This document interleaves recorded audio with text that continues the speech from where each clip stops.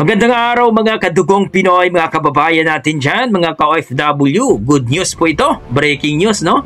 Tatlong airport security personnel na sangkot umano sa tanimbala scam dyan po sa NAIA nung nakarang linggo ay tinanggal na po, mga kababayan. So panoorin natin dito sa News 5 Everywhere.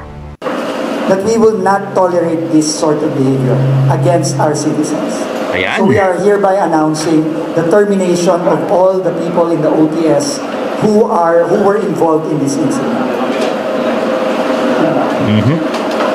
Tatlo. Three personnel. Okay. Hindi po kami nagdadalo. Good news We to. are not fooling around here. Hindi kami nagloloko dito. Kung akala nyo nagloloko kami, nagkakamali kayo.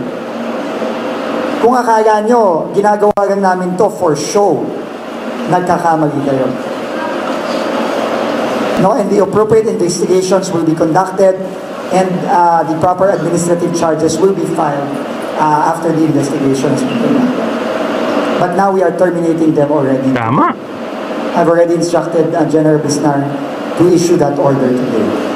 So again, please, sa lahat ng ating mga kasama sa DOTR family, because we are a family. We are a family of people who are here to serve our citizens. Tama. Ako po, hinihingi ko na ang pandinig ninyo. Kung hindi nyo pa kami naririnig loud and clear. We will not stand for any abuse. Any abuse will be met with the same result and the same swift action from us, as mandated and as ordered to us by the President himself. We will not allow this to happen. Okay? Apart from that, I've also asked Undersecretary si Jonko, our head of OTS, General Bisnar, and our GM, Eric Hines, to review the procedures and protocols there again, no? Sa screening ng security sa airport. Ako po, I have been a passenger in this airport. Awa ng Diyos, it has never happened to me, no, and my family. Pero kahit ako yan, yung nangyari kay Kai at kay Ma'am Ruth, talaga matotrauma ako dyan. Can you imagine?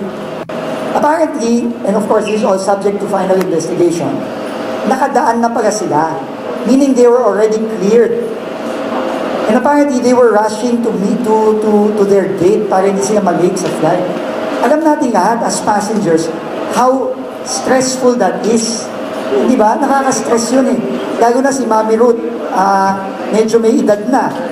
Hindi naman niya makakatakbo. Di ba? Nakadaan na sila, binalikan pa sila. Tinatanong ko nga si General Bisnar, di ba mali yun? Hindi, tama yun ah. Once you are screened and cleared by the screener, you're done. Kaya nga siniscreen eh. Hindi ka pwede yung, ay, hinabol ka, tapos biglang haharasin ka. Hindi pwede yun. Doon pa lang mali na eh. Doon pa lang, mali. Okay, so, hindi natin papalampasin ito. And ayun po mga idol, no? Maliwanag po yun na tinanggal na po sa trabaho o pesto itong mga tatlong security personnel. Nakakabahala ito mga kababayan kasi itong mga ganitong tao, delikado, no? Kawawa yung ating mga OFW, ating mga kababayan na imagine mo magbabakasyon papuntang Vietnam, tapos may sino bang tanga na magdala ng bala papuntang Vietnam, no? Wala po. Imagine nyo, kunyari kung ito ay nangyari sa isang OFW, kawawa. Alam nyo ba mga OFW ba't wala mga pera yan? Tapos pagbalik papunta ng ibang bansa, tapos magkakaroon ng tanimbala.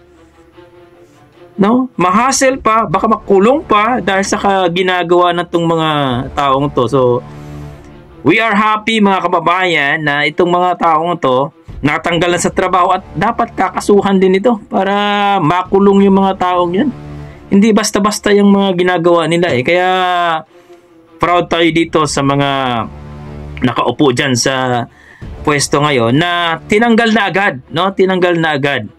Kasi kawawa yung mga taong mabibiktima dito. So kayo mga kababayan, mga ka-OFW natin, satisfied ba kayo na natanggal na sa trabaho?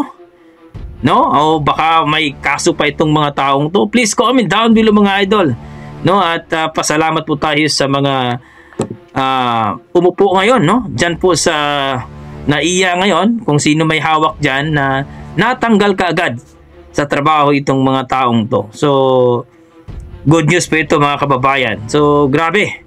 Yan po ang ating balita po ngayon mga kapatid, mga kababayan. Please comment down below mga idol kung ano po yung mga opinion at huwag niyo kalimutan mag-like and subscribe dito sa News 5 Everywhere. Ingat po kayo lagi mga kababayan, mga ka-OFW, ingat po kayo lagi.